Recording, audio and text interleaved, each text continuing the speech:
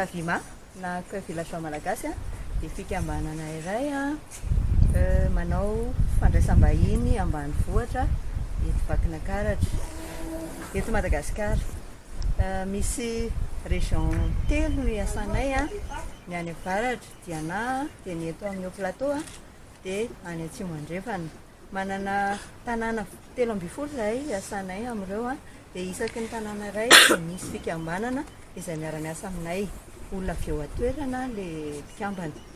Ireo mpikambana ireo no nofanina mba handray vahiny ao atoerana mba ho fampandrosoana ilay toerana iasana. Nofanina izy ireo mikasika ny fandraisam-bahiny, ny fikarakarana sakafo, ny fampitsangantsanganana, ny fampisehoana ny harena voajanahary sy ny harena ara-kultoraly eo amin'ny faritra ary ny asa tanana sy ny fambolena sy fiompiana. Izay zany no tena asehoanay ao anatin'izay fandraisam-bahiny izay.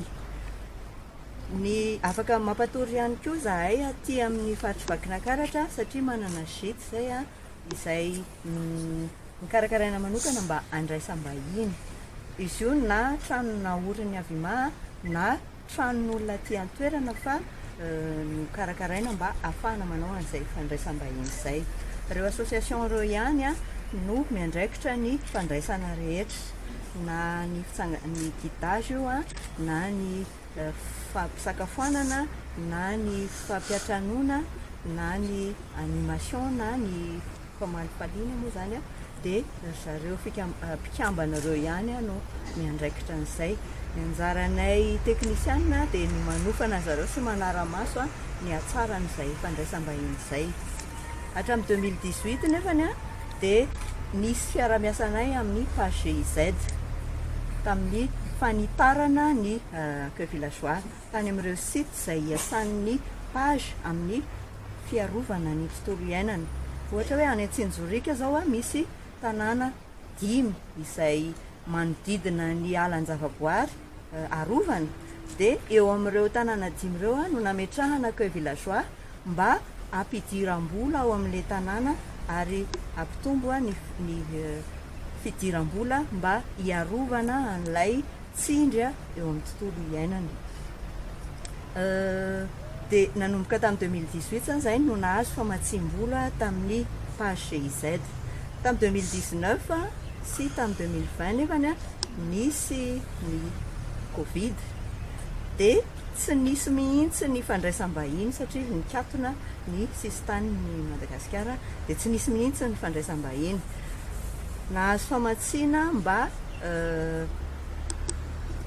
ho an'ireo mpikambana aty atoeran'ireo zahay avy amin'ny page GIZ mba hanamaivanana izay fiantraikan'izay Covid izay.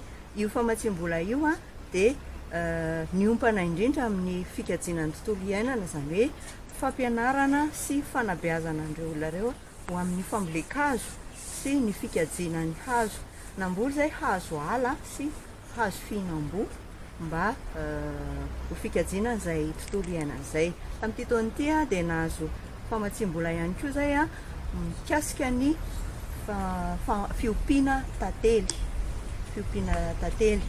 Dia efatra zany ny tanjona tena notratrarina tao anatin'izay famatsim-bola izay.